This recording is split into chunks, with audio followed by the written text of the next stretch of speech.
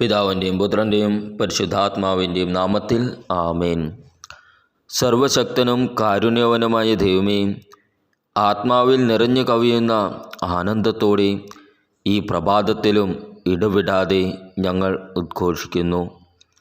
ആയിരുന്നവനും ആയിരിക്കുന്നവനും വരാനിരിക്കുന്നവനും സർവശക്തനും ദൈവവുമായ കർത്താവ് പരിശുദ്ധൻ പരിശുദ്ധൻ പരിശുദ്ധൻ.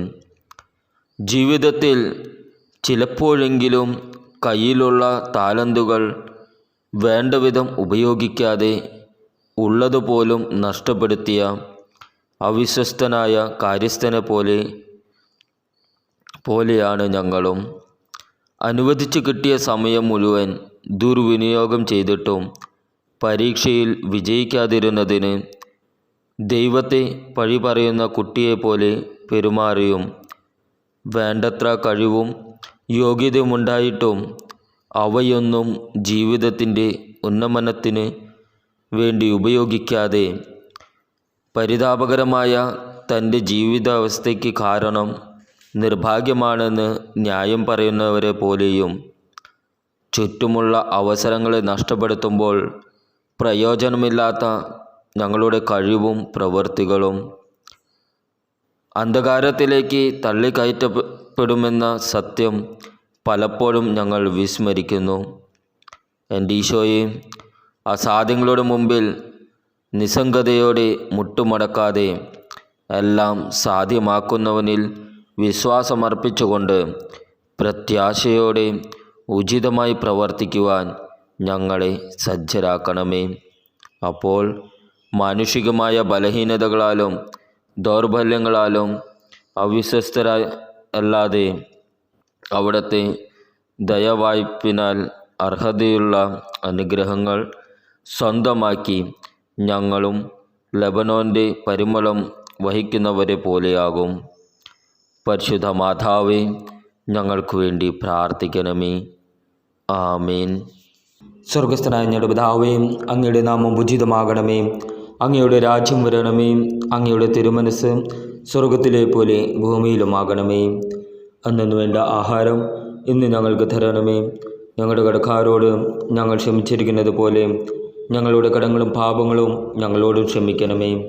ഞങ്ങളെ പ്രലോഭനത്തിൽ ഉൾപ്പെടുത്തരുത്, തിന്മയിൽ നിന്ന് ഞങ്ങളെ രക്ഷിക്കണമേ. ആമേൻ.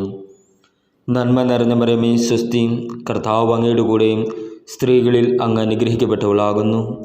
അങ്ങയുടെ ഉദരത്തിൻ്റെ ഫലമായ ഈശോ അനുഗ്രഹിക്കപ്പെട്ടവനാകുന്നു. പരിശുദ്ധ മറിയമേ, തമ്പുരാൻ്റെ അമ്മേ, പാപികളായ ഞങ്ങൾക്ക് വേണ്ടി എപ്പോഴും ഞങ്ങളുടെ മരണസമയത്തും തമ്പുരാനോട് അപേക്ഷിക്കണമേ. ആമേൻ. പിതാവിനും പുത്രനും പരിശുദ്ധാത്മാവിന് സ്തുതി, ആദ്യയിലെ പോലെ ഇപ്പോഴും എപ്പോഴും എന്നേക്കും. ആമേൻ. വിശുദ്ധ യോഹന്നാൻ എഴുതിയ സുവിശേഷം 5-ാം അധ്യായം 17 മുതൽ 30 വരെയുള്ള വാക്യങ്ങൾ. യേശു അവരോട് പറഞ്ഞു, എൻ്റെ പിതാവ് ഇപ്പോഴും പ്രവർത്തനനിരതനാണ്, ഞാനും പ്രവർത്തിക്കുന്നു. ഇതുമൂലം അവനെ വധിക്കാൻ യഹൂദർ കൂടുതലായി പരിശ്രമിച്ചു. കാരണം അവൻ സാബത്ത് ലംഘിക്കുക മാത്രമല്ല, തന്നെ ദൈവതുല്യനാക്കിക്കൊണ്ട് ദൈവത്തെ തൻ്റെ പിതാവെന്ന് വിളിക്കുകയും ചെയ്തു.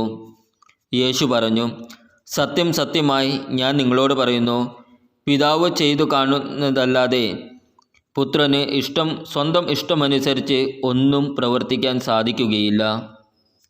എന്നാൽ പിതാവ് ചെയ്യുന്നതെല്ലാം അപ്രകാരം തന്നെ പുത്രനും ചെയ്യുന്നു. എന്തെന്നാൽ പിതാവ് പുത്രനെ സ്നേഹിക്കുകയും താൻ ചെയ്യുന്നതെല്ലാം അവനെ കാണിക്കുകയും ചെയ്യുന്നു. നിങ്ങൾ വിസ്മയിക്കത്തക്ക വിധം ഇവയേക്കാൾ വലിയ പ്രവൃത്തികളും അവിടുന്ന് അവനെ കാണിക്കും.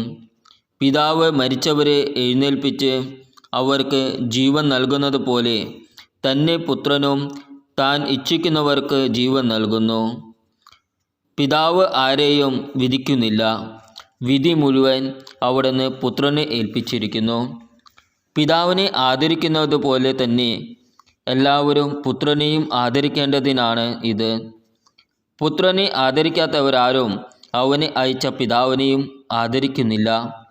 സത്യം സത്യമായി ഞാൻ നിങ്ങളോട് പറയുന്നു, എൻ്റെ വചനം കേൾക്കുകയും എന്നെ അയച്ചവനെ വിശ്വസിക്കുകയും ചെയ്യുന്നവന് നിത്യജീവനുണ്ട്. അവന് ശിക്ഷാവിധി ഉണ്ടാകുന്നില്ല. പ്രത്യുത അവൻ മരണത്തിൽ നിന്ന് ജീവനിലേക്ക് കടന്നിരിക്കുന്നു. സത്യം സത്യമായി ഞാൻ നിങ്ങളോട് പറയുന്നു, മരിച്ചവർ ദൈവപുത്രൻ്റെ സ്വരം ശ്രവിക്കുന്ന സമയം വരുന്നു, അല്ല വന്നു കഴിഞ്ഞു. ആ സ്വരം ശ്രവിക്കുന്നവർ ജീവിക്കും. എന്തെന്നാൽ പിതാവിന് തന്നിൽ തന്നെ ജീവനുള്ളതുപോലെ പുത്രനും തന്നിൽ തന്നെ ജീവനുണ്ടാകാൻ അവിടുന്ന് വരം നൽകിയിരിക്കുന്നു. മനുഷ്യപുത്രനായതുകൊണ്ട് വിധിക്കാനുള്ള അധികാരവും അവന് നൽകിയിരിക്കുന്നു. ഇതിൽ നിങ്ങൾ വിസ്മയിക്കേണ്ട.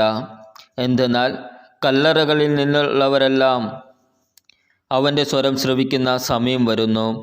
അപ്പോൾ നന്മ ചെയ്തവർ ജീവൻ്റെ ഉയർപ്പിനായും തിന്മ ചെയ്തവർ ശിക്ഷാവിധിയുടെ ഉയർപ്പിനായും പുറത്തു വരും. സ്വമേധയാ ഒന്നും ചെയ്യാൻ എനിക്ക് സാധിക്കുകയില്ല. ഞാൻ ശ്രവിക്കുന്നത് പോലെ ഞാൻ വിധിക്കുന്നു. എൻ്റെ വിധി നീതിപൂർവകമാണ്. കാരണം എൻ്റെ ഇഷ്ടമല്ല, എന്നെ അയച്ചവൻ്റെ ഇഷ്ടമാണ് ഞാൻ അന്വേഷിക്കുന്നത്. നമ്മുടെ കർത്താവായ ഈശോ മിശിഹായ്ക്കും സ്തുതി.